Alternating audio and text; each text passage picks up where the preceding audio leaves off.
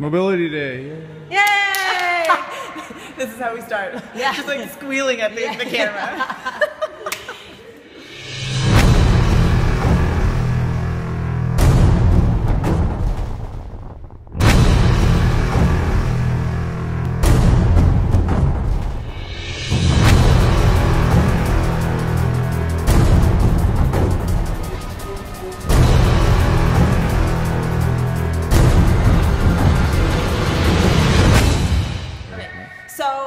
I thought that we would do some drills with a kettlebell to start getting your hips warmed up for squatting. So people who have issues getting into the bottom of the squat, it's usually one of two things. It's either your ankles or your hips. So I thought we would do a couple things with the kettlebell to target each of those areas. So Rachel is going to be my lovely model here. So she's going to grab a kettlebell. It doesn't need to be heavy.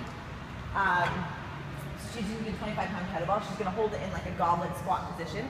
She's going to set her back, make sure that her back doesn't go soft, and she's going to go into the bottom of the squat. And she's going to hold there.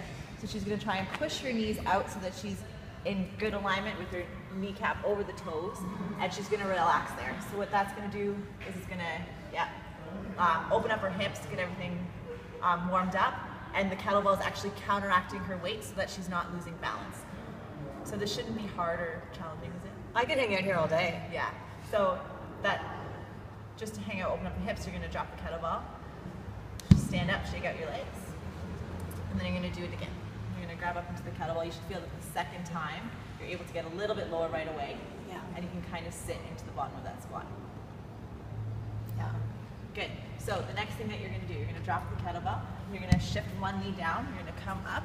And you're going to place the kettlebell on the top of your knee. So what that's going to do is it's going to start stretching the ankle into that dorsiflexed position. So you're going to come to the end of your range.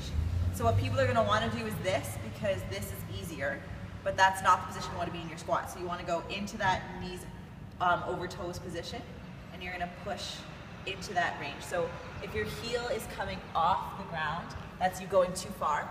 You want to come just that your heel feels like it's just about to get off the ground if you were to push it a little bit further. Does that feel okay? Yeah. Yeah. I definitely feel like sinking into it too. Yeah. So you should start feeling a little bit of a stretch around the back of the calf, Achilles area, and sometimes you'll feel a little bit of pressure in the front of the joint, which is totally okay. Any pain though, or any numbness or tingling going into the feet with any of these exercises is when you stop and you change. Right, so switch ankles.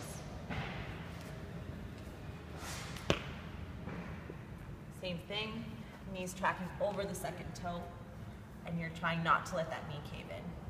Using the kettlebell, placing it at different points on the thigh to make sure you get the best stretch and the heels are staying on the ground. So the last thing we're going to do is Rachel's going to drop the kettlebell. She's going to put it on the ground. She's going to sit, have a seat. She's going to put her ankle on top of the kettlebell. She's going to use her other foot on top to place pressure down, and then she's going to go side to side from her hip to try and release into the Achilles tendon and up through the gastrocs. So the tightness in the calf muscles coming into the base of the heel can actually stop you from coming forward because it stretches as you go into your squat. So you want to make sure that they're nice and loose. So you can start down at the Achilles and then travel up the leg. Same thing, placing pressure. That's a good one. Yeah, trying to relax your face, make sure that you're not in this tensed up position. And then you gradually go up the calf and switch to the other side.